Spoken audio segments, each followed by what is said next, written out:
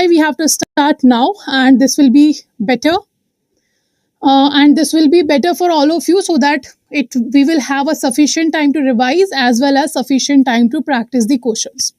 So Dipti ma'am is saying video is not clear. Is anyone else facing the same issue? Do let me know. Is anyone else is facing the same issue? So this is our first class. The first class demo session is already available on your YouTube channel also. You can go and check on the YouTube also. So let's start. No, it's everything okay now. So first, let's start with the important dates. What are the important dates that important to remember? First of all, you can see here the registration date and exam dates are already there. These are the registration date. In a month of August, you will get your registration date, and in your and the exam dates are also available. So exam dates are from October, and the registration dates are in August month, right? And the first paper is Indian Economy, Indian Financial System. Second paper is PPB, Principles and Practices of Banking. Third paper is AFM, Accounting and Financial Management for Banking. And the last and fourth paper will be Retail Banking and Wealth Management. Now, the maximum time you will get in the particular paper, that will be Retail Banking and Wealth Management. Now, to score overall marks, the Retail Banking and Wealth Management will be the right choice. Why I'm saying so? Because you are going to get the maximum time to prepare this particular subject. Also, this subject have a smallest syllabus in comparison to other three papers. Only 30 units are there in this particular retail banking subject. If I talk about Indian economy, Indian financial system, the module D single covers your 27 units. So you can understand how important it is to prepare, or to first of all to make a strategy, what to study, what not to study, and what are the subjects we have to give more priority right now. So if I talk about how to prepare, the sequence of exam is the same sequence. You have to focus on your subject. First, we will start with the Indian banking and Indian economy and Indian financial system, then the PPB, then AFM, and then the last will be retail banking. This will be the sequence of your classes to be started. And today we are going to start Indian economy. So these are the class timings, your exam timings and registration timing I have told you. And this is the overall syllabus. You can see each paper have 4 modules. Each paper have 4 modules. And I am going to take your Indian economy, Indian financial system and PPB. If I talk about Indian economy, Indian financial system, this particular subject have 45 units. How many units you have to study in this subject? 45 units you have to study. And if I talk about PPB will have your 55 units. So you can see these are the 2 subjects which have maximum syllabus. So accordingly, we have to prioritize our timing to these 2 subjects. And also the PPB and AFM, they will not have any gap in exam. The PPB and AFM exam will be together. So you have to revise AFM and PPB before your exam date of PPB. Okay, it is very obvious. So first of all, we are starting with the Indian economy. These are the 4 modules. You can see here. These are the 4 modules. The first module is Indian economic architecture. It is totally talking about the Indian economy, how Indian economy has become what it is right now. So we can say the just overview of Indian economy from the history till now, we have to study that. Now, if I talk about the Indian economy has seen the 3 major issues. That first will be we have seen the 1991 LPG, when we have introduced the LPG, liberalization, privatization, globalization. The second major issue we have faced, that was 2007-8 crisis, that was a global recession. And the third was COVID-19. So according to these 3 phases that Indian economy have faced, that is the major issues we have faced. According to that, we have to cover the Indian economy. We have to cover what? The Indian economy. Achha, if I talk about economy, what is economy? Economy is simply a system. What is economy? Economy is simply a system in which what we are doing, in which we are simply producing goods and services, distributing goods and services, and consuming goods and services. So you can see the economy and economic subject is very basic subject to understand what is going on in the practical life. So economy and economics. These are the two subjects. You all have heard these two subjects. Every time you have heard Indian economy, USA's economy, China's economy, but economics is a single word, है ना? And when we talk about economics, you have heard this particular terminology, or you have heard this particular term in your school. We have already heard about this subject, or we can say we have heard about economics as a subject. It means in the economics, what we are doing, we are studying something, and what we are studying economy. So the study of economy is simply your economics. That's the basic difference. It's a subject and it's a system. So now what is economy itself? Economy is a system. And in this system, what we are doing, we are producing goods and services. I am writing in short, but I am telling you the full form. So do make sure you are listening very carefully. So production, distribution, and consumption. This is what we are doing, and we are doing these production, consumption, and distribution of goods and services. So what is economy? Economy is simply a system, है ना, which includes the production, distribution, consumption of goods and services. And the study of the system is known as economics. Okay, the study of the system is known as economics. Now let me know, is it clear to all of you? Let me know, is it clear to all of you? Now, if I talk about why it is required to study economy, why it is important to study the system, why we are studying the system in economics, the reason is because we have scarce resources. Because we have what?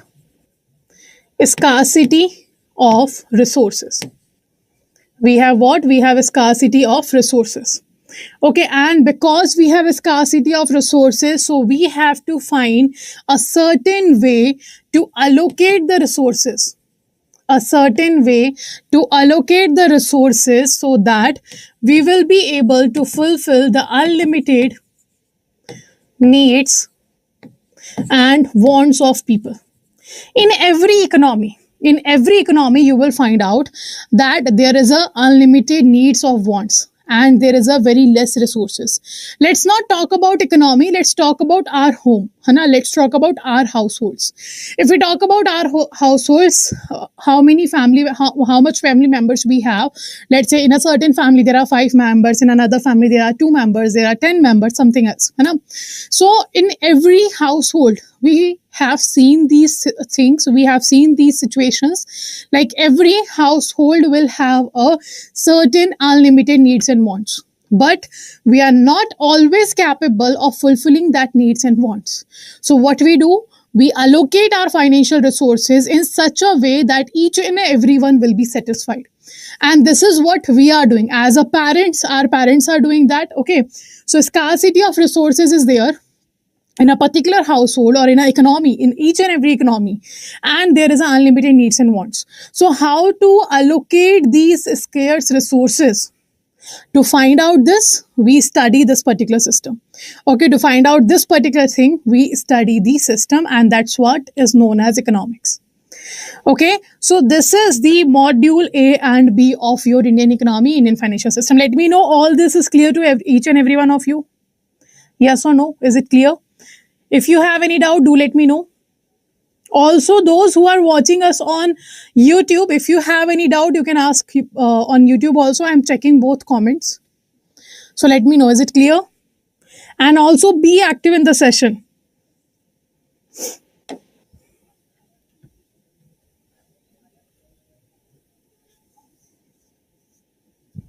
Okay, clear to all. Clear. Sure. So now we have the subject Indian economy and Indian financial system. And this subject has 2 parts. The module A and B will be a part of your Indian economy subject. And module C and D will be the part of Indian financial system. Scarcity means limited or in a less quantity. Abhav, kami, what we call it. Hana, scarcity means you have a resources, you have a goods and services, but in a lesser amount. That is not going to fulfill the needs and wants of the people. Okay, that's the scarcity. Now, Indian economy covers module A and B, and then the Indian financial system covers module C and D. And you can see if I talk about this particular subject, it is itself has two subjects. The syllabus of Indian financial system somehow taken from the principles and practices of banking syllabus. Okay, but from the old pattern of PPB syllabus, we have taken this particular module C and D, right? So the Indian economy, Indian financial system itself have two subjects. Now let's come back to the particular modules. So the module A covers your Indian economic architecture. It means from the origin of Indian economy till now at present, what we are facing in the economy, how we have overcome the economic reforms of 1991, how we have overcome the 2007-8 crisis, how we have overcome the COVID-19 crisis, or I can say COVID-19 pandemic. That's all what we have to cover here in the Indian economic architecture. I hope it is clear. Now, if I talk about module B, that's also a part of Indian economy. In the module B, economic concepts related to banking. Now, we know why there is an economy, why there is a system, why we have to study. Because people have certain demands and we have to fulfill their demands. So, because people are demanding goods and services, that's why we are providing them the goods and services. So, it is very obvious that there is a demand of goods and services, and that's why the supply of goods and services will be available in the market, and the economy is totally dependent on these two factors. Sometimes the demand will be more than the supply, sometimes the demand will be less than the supply, and sometimes they may be equal. Okay, so these certain different conditions can be seen in the economy. If I talk about that the demand is more than the supply, it means people are asking for more goods and services and we do not have those goods and services with us. So what happens here? In this situation, prices started rising, and that creates inflation. That creates what? Inflation. Because we are asking for more goods and services, but people do not have those goods and services. And in the economy, the industrials do not have those goods and services. So what they will do? They have seen that the economy is asking for 100 products and we only have 50 products. So they will increase the prices of goods and services and started earning more money. So that is the inflation situation. So whenever there is a high demand and less supply, comparatively, always remember, demand and supply will always have an inverse relation. The both will have inverse relation. Why so? Let's understand that. Let's say, for example, every day when I go back to my home from office, so company gives me 100 rupees per day for travel expenses, for example. For daily travel expense, let's say, for example, 24/7 is giving me 100 rupee every day in the evening. And I took 100 rupees. I go to metro station and I took a metro from there. I have paid around 60 rupees there and I went to home and I purchased, let's say, milk or something of 40 rupees. So I had 100 rupees. So I demanded only two goods. First, I demanded the metro ticket. Okay. Second, I demanded, let's say, milk or bread or something else. So I have demanded only two products.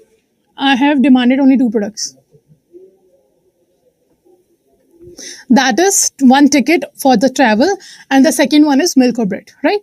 Now, in the second case, let's say, for example, some festival is coming up. Let's say Diwali is coming up. Okay. Let's say, for example, Diwali is coming up. Now, what happened? As usual, when I was ready to go, I was ready to leave the office for my home. So I got a bonus of rupees 1,000. Let's say, for example, company has given me a bonus of rupees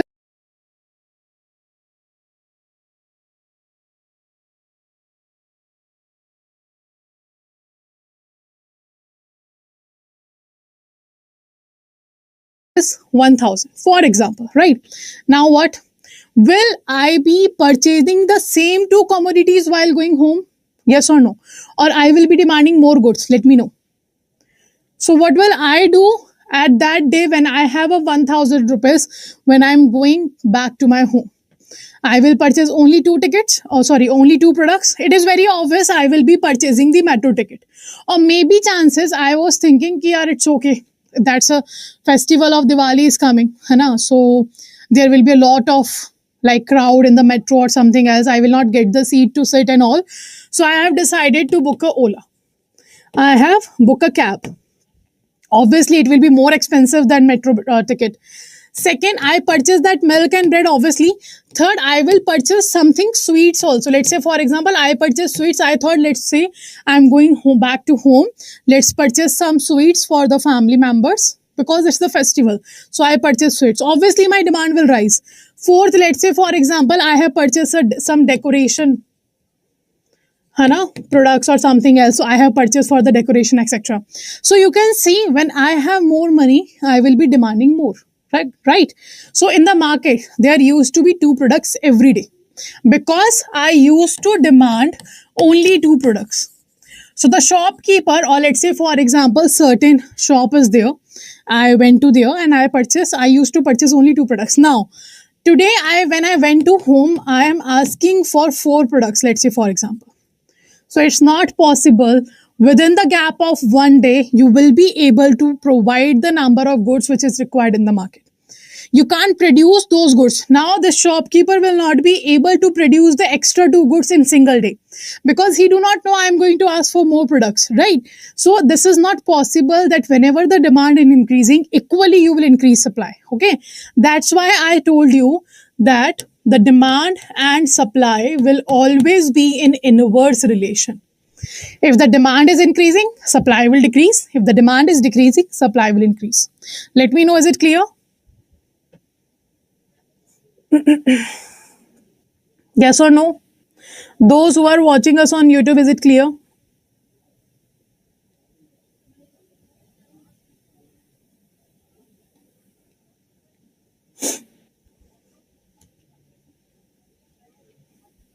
Okay, clear to all, no? Obviously, demand will increase. Now, this is the example, and that's why we have to study economy, and that's why economy is there. So we have seen if the demand is more than the supply, inflation is there. If the demand is the less than supply, it means more goods and services are available in the market, but people are not buying that. In that situation, what happens?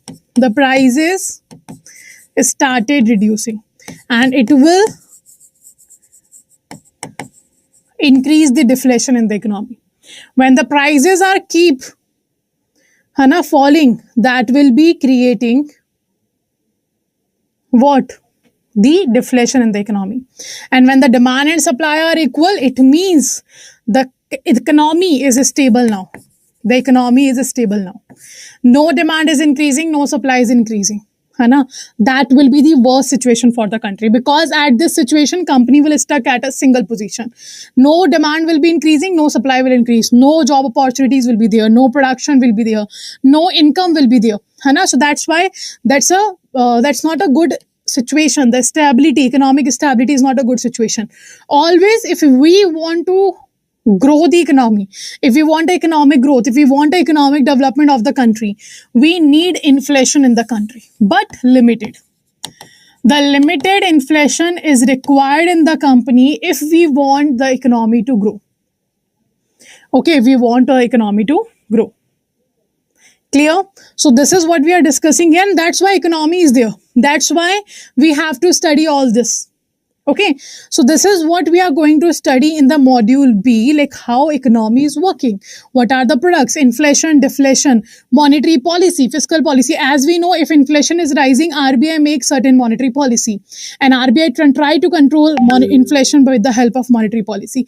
Government of India makes the fiscal policy to run the economy, to make sure that the economy is working properly and the demand and supply of consumers are rising and that their needs will be fulfilled. That's why Government of India make fiscal policy. There is a certain law of demand and law of supply that helps us to understand how economy is going forward. So all that things, all those terminologies, all those concepts we have to cover under the module B. And these two modules, module A and module B, will be part of your Indian economy syllabus. Now, we are coming to the module C. As you can see, Indian financial architecture. As we have discussed the Indian economic architecture, in which we have talked about like how Indian economy is working or how it has built, like what was the history of the Indian economy, when the Britishers were there in India, when they were ruling us. So, what kind of rules, regulation, acts, laws used to be there? How we used to print currency? Now, how we are printing the currency? And what is the difference between an economic activities or the labor legislation or whatever in the economy that used to be there at the time of Britishers, after post independence, or etc. Now, what is the situation? That all we have studied in the Indian economy architecture. Now, if we have an Indian financial architecture, it means what? In Indian financial architecture, we have to study the financial system. We have to study what? We have to study the financial system. Now, what is financial system? Simply a system in which the exchange of funds will be done. Exchange of funds of what and why it is required? Because in our economy, in each and every economy, there are certain people who have surplus money, and there are certain people who have deficit of money. Now, how you will identify who have more money and who have deficit of money? Now, each and every person, let's say Mr. Ambani or any other person, Mr. Jeff Bezos or any other person you talk about, whatever money they have, they want more money. But how you can say that there are certain people who have surplus money? By knowing this, that whatever money they are having, they are not using the whole money, and the whole money is not required for their survival, for their cost of living, for their standard of living.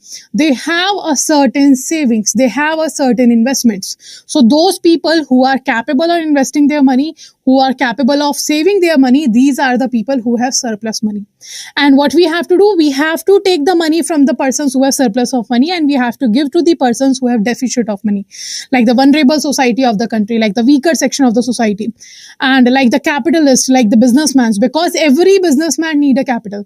Not every businessman have the required capital to run a business. Like Adda 24/7 is there. That's a very huge company, but still Adda 24/7 needs the investment. So we are looking for investors. Every time company looks for an investor.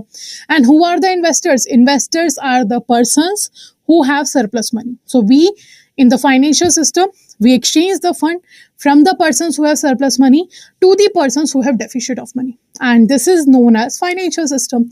And that's what we have to study under the module C. The architecture of Indian financial system, like how the financial system is working. What are the intermediaries, like the banks, RBI, regulatory bodies, your insurance companies, your pension funds, etc., mutual funds. These are the mediators who make this exchange possible in the country. There are certain markets in the economy that we have to use to fulfill our need of money. Now, module D, financial product and services. So in the module D, as we have discussed in the module A, we have to study now the products. Like in the capital market, what you are using? You are using shares, bond, debentures, derivative, etc. In money market, what you are using? You are using your, let's say, call money, notice money, certificate of deposit, etc. In the debt market, what you are using? You are using government securities, etc. So that's what we are talking about here in the module D. Video is getting stuck. Is everyone having audio video issue? Let me know. Is everyone having a video issue? If not, then do write all okay. If you are not facing any issue, then do write all okay, please. So that I will continue. I will be knowing that this is a mistake from my side or from individual sides. All okay, na? Okay, Jayashree ma'am and Bala sir, please do rejoin the session. Okay, let's continue. So in that module D, we have to cover the financial product and services. Each and every financial product and services that is available in the financial markets. Okay, so this is the basic introduction of module A, B, C and D. And in the module C and D is your part of Indian financial system. Do remember this also. Okay, this is a part of your Indian financial system. Let's continue. And this is the batch which is started from 19th of June. This is the first class of the batch. So in today's class, we are only going to discuss about the introduction of the subject. Okay, so that you will know what to study, what not to study. Also the strategy, how in this particular batch we are going to cover this subject. And when the classes will be there, what will be the study plan, everything we are going to discuss today. So that after this class, you will not have any particular doubt regarding the subject. Now the module A talks about, you can see, overview of Indian economy. The sectors of Indian economy. This is the basic understanding of economy. Overview of Indian economy, in which we have to start from the history. Like what used to happen in the British era. है ना. Now, what happened post independence? What happened after 2007-8 crisis? What happened after COVID-19 pandemic? That we have to cover in the overview. Okay. And also in the overview, we will be understanding what are the basic terminologies of economics. Okay. Then we have a sectors of Indian economy. Now, Achal, do let me know how many sectors are there in the economy. Do let me know. If you do not know the answer, just write don't know. Okay, but at least try. Okay, Dipti ma'am is saying 2. What about rest? Pratibha ma'am is showing 2. Aruna ma'am is saying 3. Dipti ma'am is saying micro. That's a branches of economics, Dipti ma'am. Those are branches of economics. I'm talking about sectors of economics. Priority and non-priority. No. Praveen sir is saying 8 sectors. No. There are 3 sectors in the economy.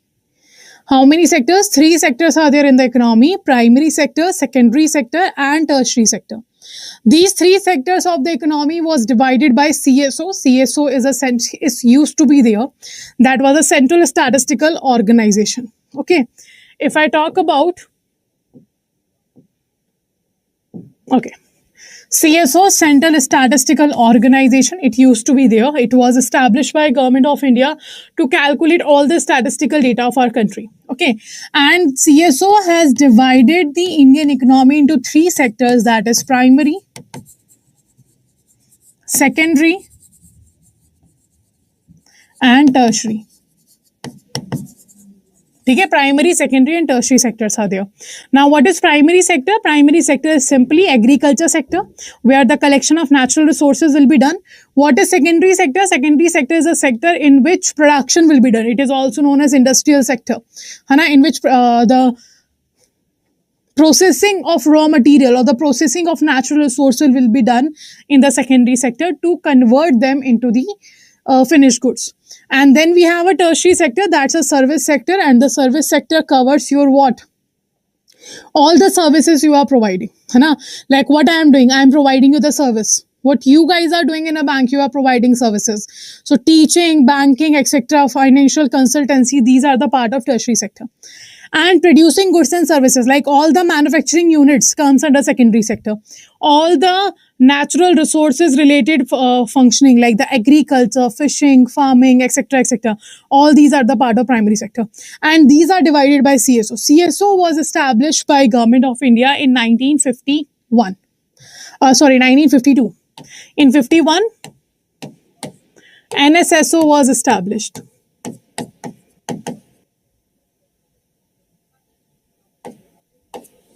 Okay.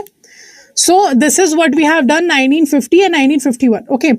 So this is what the CSO was established by Government of India, and the reason what this government has made the National Income Committee, and the National Income Committee has given its first report. That was the official attempt by the Government of India after independence to calculate the statistical data of the country or to calculate the national income. And this committee has formed in 1948. This is 1948. But this committee gave its report in 1950-51 year. So it used to take a lot of time. So that's why government has made the individual organization, that was CSO. But now the CSO and NSSO both has been merged by Government of India in the year 2019. And now they are known as a single entity, that is National Statistical Office. Okay, now we have a National Statistical Office after 2019. Both the CSO and NSSO has been exempted or excluded, we can say. Okay, now this is what we are discussing about here. So sectors of economy are 3. The micro and macro are the branches of economy. Capitalistic economy, socialistic economy, mixed economy, these are the economic system. So do not confuse between these terminologies. Now, so that's what we have to cover in the unit 1 and unit 2. Unit 3 talks about Indian planning in India, economic planning in India, and Niti Aayog. Achha, before Niti Aayog, what used to be there?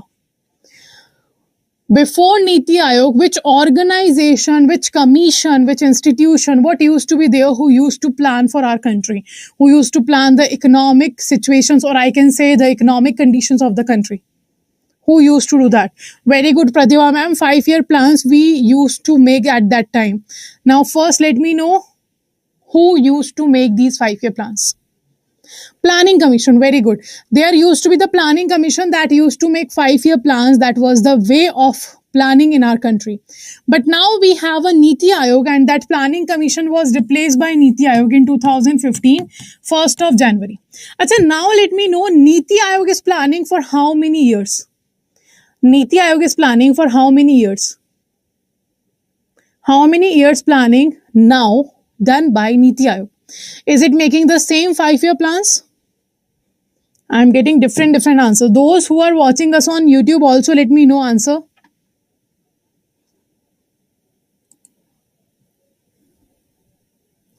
Okay, 15, 1, 12 different answers are coming.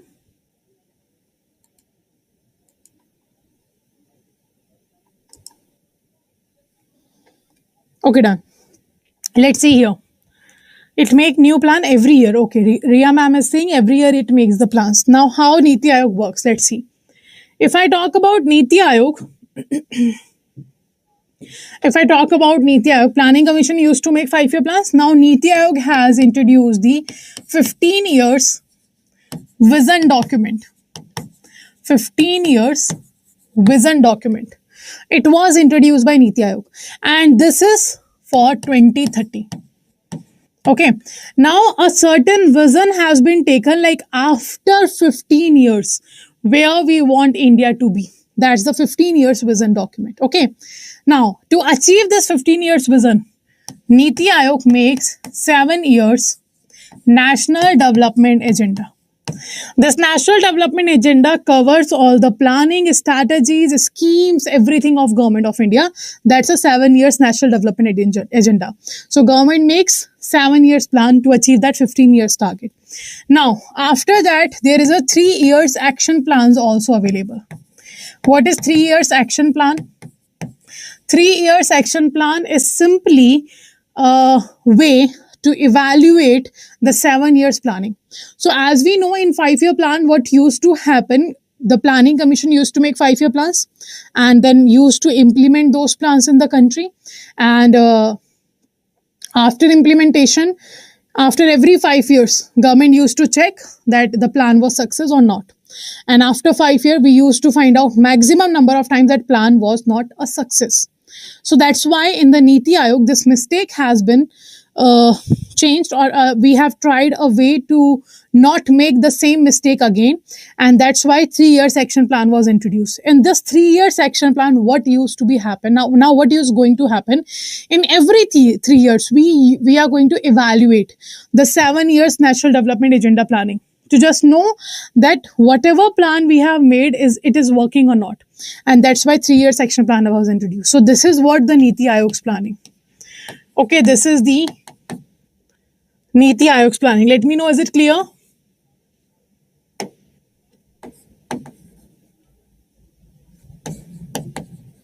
Let me know, is it clear to all?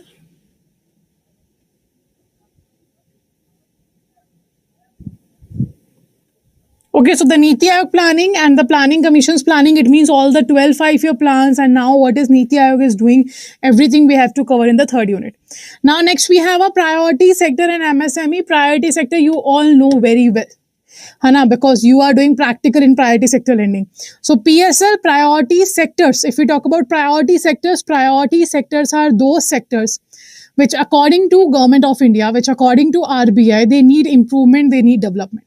So there are certain sectors in our country that are not working properly, Hana? So that's why we have to improve those sectors. So those sectors who needs improvement, who needs development, to develop the economy, those sectors are known as priority sector. And the 8 sectors has been defined by RBI under the priority sector. And then we have introduced the scheme that is known as priority sector lending scheme. And in the priority sector lending scheme, a certain lending targets will be given, targets and sub-targets will be given by RBI that banks have to follow. And here we have to study the role of priority sector. Okay, now this priority sector part will be your, and this MSME part will be there in the PPP syllabus also. Okay, in PPP, the kind of questions can be asked like, let's say, what is the target, what is the sub target, what is the target year, etc. But here in Indian economy, you will find the questions will be in a pattern. What is the role of priority sector in Indian economic development? What is the role of MSME in the Indian economy? So you have to mainly tell here the achievements, the role, and how they are helping the economy to grow, etc. But the chapters are overlapping in PPB and Indian economy. Then we have infrastructure, including social infrastructure. Social infrastructure is a part of your social requirements of a country. Then the globalization. Globalization means to link Indian economy with the world economies. So when you link Indian economy with world economy, what does it mean? It means we started exporting and importing goods and services. Now there is no difference in domestic market and foreign market, because whatever you are finding in Indian market, you can easily find in USA, you can easily find in China, you can easily find in Japan. So same is there. That's the globalization. Now the economic reform is LPG. Liberalization, privatization, globalization, that happened in 1991, because at that time India was facing economic crisis and we needed a certain loan to continue the economy, to save economy from the crisis, and that was the LPG step that India has taken. Now, foreign trade policy, foreign investment, economic development. Foreign trade policy mainly talks about the export-import of our country. It's an exempt policy of our country, or you can call it an export-import policy of our country. Now, when I talk about export-import policy of our country, it talks about what exports can be done, what imports can be done, what are the schemes to promote exports, what are the schemes to promote import, etc. that we have to cover. And the foreign trade policy always will be made for 5 years. Okay, for how many years? For 5 years. Now, then we have International Economic Organization, World Bank, IMF, WTO, etc. So it is very obvious in developing any economy, international organizations have a very important role. Like if I talk about Indian economy, if in 1991 IMF or IBRD will not have been given the loan to us, we will not be capable of covering out of the crisis. If IMF have not helped us, so IMF has a huge role in Indian economy to come back to its path.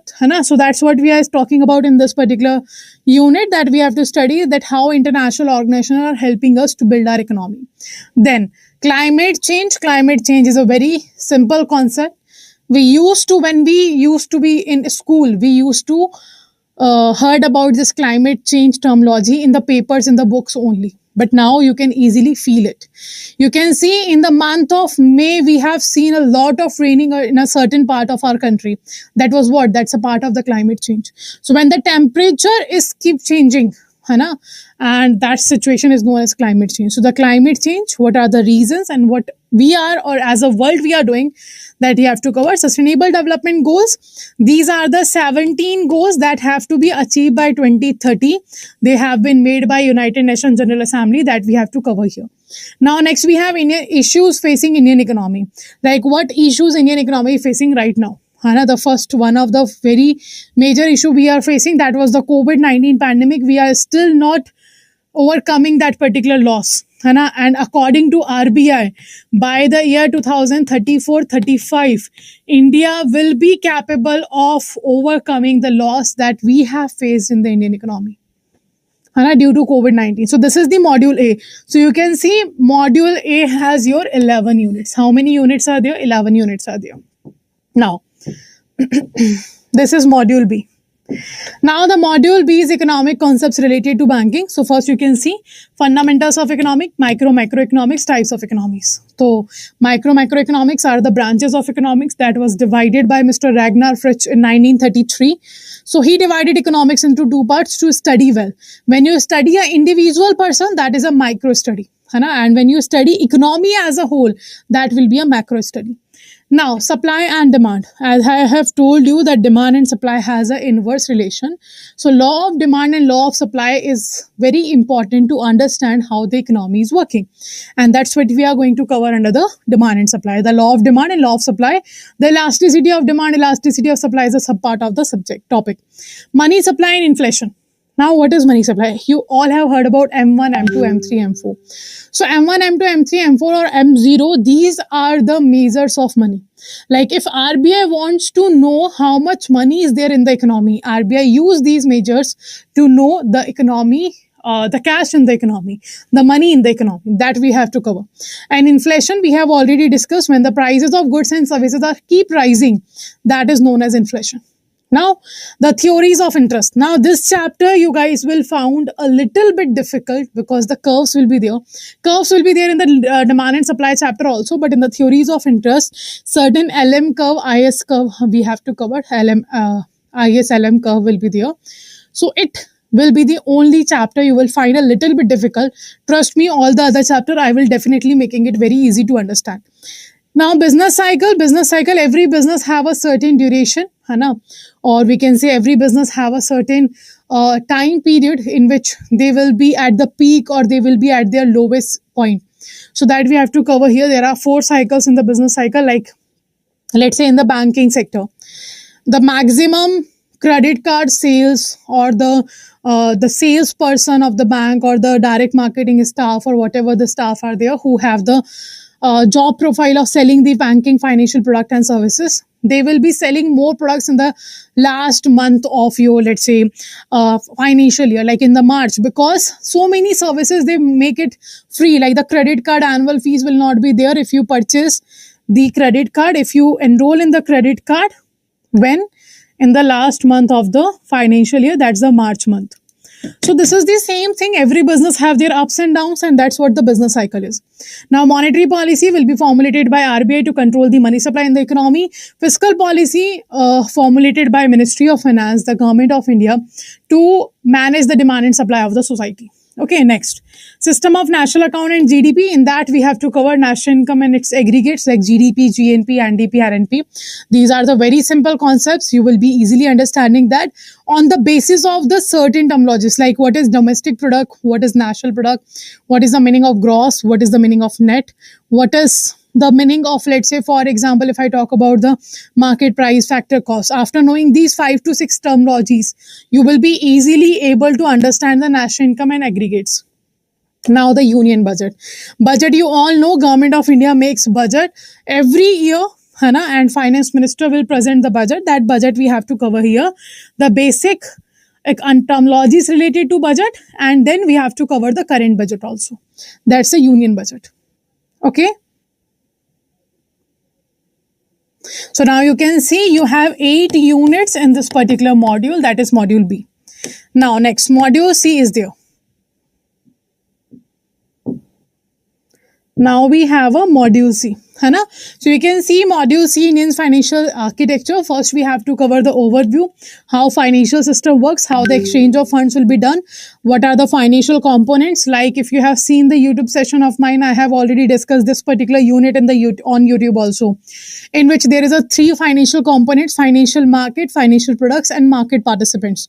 So that we have to cover in the overview. Indian banking structure, from the banking history till the now, what are the products of the banking system are there, how the products will be sold, and what is the NPA situation of a bank, how the banks are running, everything we have to cover. Then banking laws, RBI Act, Banking Regulation Act. We know already that there are certain definition like CRR, SLR, banking definition has been given under these act. So we have to cover these act, BR Act and Banking Regulation Act. Development financial institutions like the SIDBI is there, NABARD is there, Exim Bank is there, NHB, National Housing Bank is there. These are the certain banks which has been formulated or established just to develop a particular sector. Like if I talk about the NABARD, it works for the agriculture rural area. If I talk about SIDBI, it works for the small industries. If I talk about Exim Bank, it works for the export-import sector of the country. If I talk about NHB, that works for the housing sector. So it is very obvious to understand that these are the particular banks, these are the particular financial institutions that has been introduced for the development of a specific sector. NABARD is developing agriculture rural areas. SIDBI is developing small industries, etc. So that's what we have to cover. Microfinance institutions. These are the institutions which make it possible to each and every society or section of the country to get the financial needs fulfilled. Okay, then NBFC, non-banking financial companies. These are formulated under the Companies Act, but they have to follow the RBI regulations if they want to work in country. So different types of NBFCs we have to cover. Insurance company, we know there are certain regulatory bodies like RBI is there, which regulates the banking system, money market, etc. SEBI is there. It regulates the investment market in our country, capital market, venture capitals, capitalists, angel investors, credit rating agencies, then your commodity market, your derivative market, all are regulated by SEBI. Then we have IRDA, Insurance Regulatory and Development Authority of India, that is regulating insurance market in country. Then we have PFRDA, Pension Fund Regulatory Development Authority, that regulates the pension sector. So the insurance companies with the IRDA we have to cover. Then Indian financial system regulators and their role. All these are the regulators and what are their roles we have to cover. And the last one of this particular unit will be reforms and developments in banking system, like what changes has been done. RRB was not allowed to participate in the money market, but now they can participate.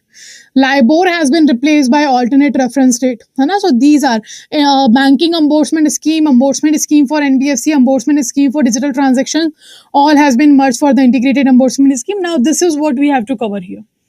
Okay, so reforms and development in the banking sector. So this is the 8 units in this particular module. That's the module C. Now, if I talk about next we have a module D, and module D has a huge units, or it has a huge syllabus. So you can see financial markets like money market, capital market, forex market. These are the financial market. So we have to cover financial market, the money, the capital, stock exchange like the Bombay Stock Exchange, National Stock Exchange. Fixed income market, that covers debt and bond market. Debt and bond market is a part of capital market only, because in which you are not making the persons owners of your investment, but you are providing them loans. That's a debt and bond market. Foreign exchange market, in which you trade in the foreign currency. Interconnectedness of market, like how capital market is related to money market, how forex market is related to capital market. Interconnectedness, like economics, or if I talk about every section of our society, they are linked with each other. Similarly, all the markets are linked with each other. If you will find fall in the capital market, if you will find decline in the shares of share market, like the prices of the shares in the share market, definitely the whole country is going to affect, directly or indirectly. But yes, definitely impact will be there in each and everyone's income. It is going to impact your income, it is going to impact my income. Unless if you haven't invested in share market, still you will be facing the loss of share value if the share value declines. Because let's say, for example, I work in Adda 24/7 and Adda 24/7 gives me the salary, and Adda 24/7 has got the certain income. Every company earn a certain income, annual income, and the company invested money in a certain share market. Okay, in a share market. So if the share market falls, the company's income is going to fall. And if the company's income is going to fall, definitely company is going to, company is going to fire certain employees, because company will not be able to give the salary. So I was not related to share market. I had never invested in the share market, but still I got affected, because the share market or every market, they have a certain interconnectedness that we have to cover. Merchant banking service. Obviously, this is the only banking services that is regulated by SEBI. So that's a very important. Then derivative market regulated by SEBI. Okay, SEBI regulates it, and it have a forward derivatives, future options are there, swap agreement, warrants are there. Then we have a factoring, forfeiting, and venture capital and lease financing. If I talk about factoring, forfeiting, venture capital, lease financing, hire purchase, these all are the alternate ways to get money. Like, it is very obvious, every business needs money, every person needs money, but the banks are not only capable of fulfilling each and everyone's needs. As I have told you, we have lot of demands and demand and supply, unlimited demand and supply, but the resources are scarce. Financial resources are very scarce, also very scarce. So it's not possible bank will be fulfilling the needs of each and every person. So that's why alternate source of finance we have find out, and all these factoring, forfeiting, venture capital, lease finance, hire purchase, these are the alternate source of finance. Okay, now credit rating is credit scoring. Credit rating agencies regulated by our SEBI, and how they provide a score, how they study the companies, we have to cover. Mutual funds, very important chapter again. Mutual funds collects money from various investors and then invest in the diversified sector to minimize the risk. That's the mutual fund is doing. So types of mutual fund and mutual fund schemes we have to cover. Insurance products, pension products with IRDA and PFRDA we have to cover. Parabanking financial services provided by bank. Now, what is parabanking? When banks providing additional services to its day-to-day banking transaction. That is known as parabanking. And other services that banks provide to the customers. Real estate, investment trust and infrastructure investment trust. So these all we have to cover. And around 27 units are there in the module D. So I hope the basic understanding of chapters are there to all of you, है ना, after discussing each and everything.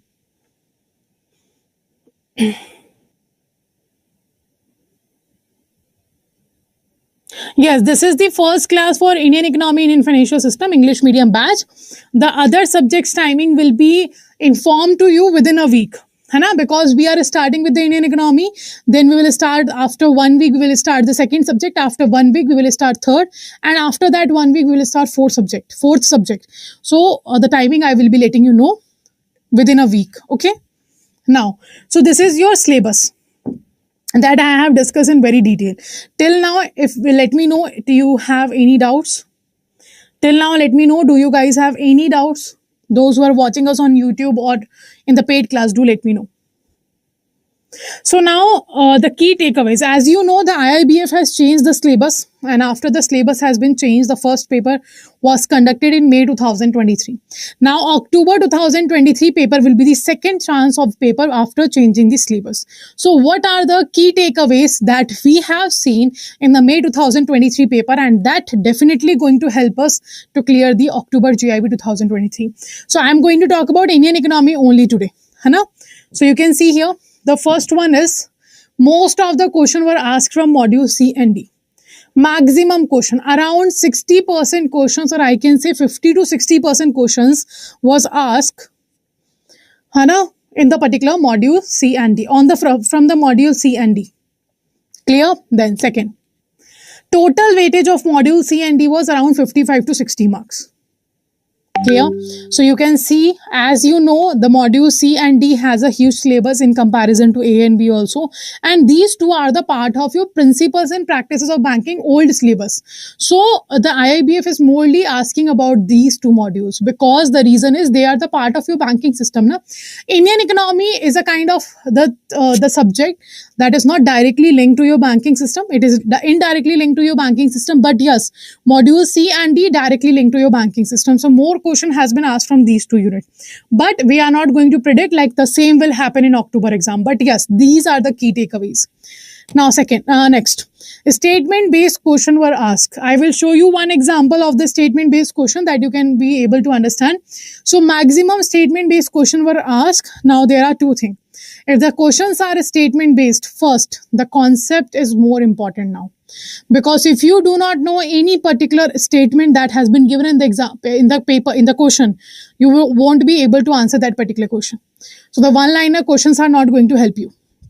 Okay, so statement-based question are there. First, the concept is a key power now.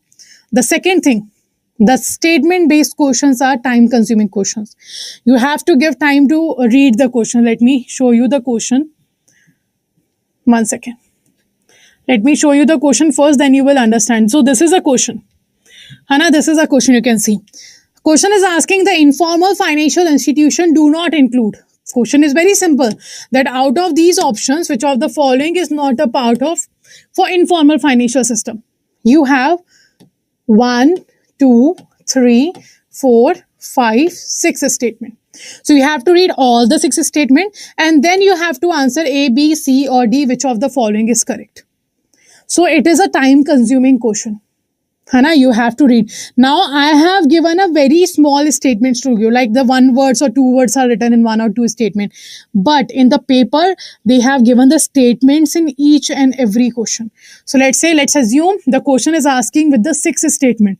So 6 statement, it is going to take time to read. Hana, that's why. So 2 things are there. First thing is concept. Each and every statement will cover the different concept. So you have to cover more concepts now. And the second one is it will be time consuming. So that's what we have seen in the key takeaways. Okay. So first we have seen that the C and D was there more, and then the statement based questions were there. Now what we have to do, all the questions were based on concept. Nothing was there outside from the book. But yes, each and every line of book was made very important by IIBF in your paper. So Indian economy, Indian financial paper was very tough. Like the bankers were comparing like kind of question you are asking like you are taking a IIF exam. है ना? So that's why paper was very tough. Accordingly, we have to prepare. Now we can't predict the same level will be asked, but yes, we have to be ready for worst to worst case scenario. And that's what we have to do now. Now the questions that has been asked was 0.5 markers, 1 marker and 2 marks question was there. Okay, these are the types of questions was asked. Now, next,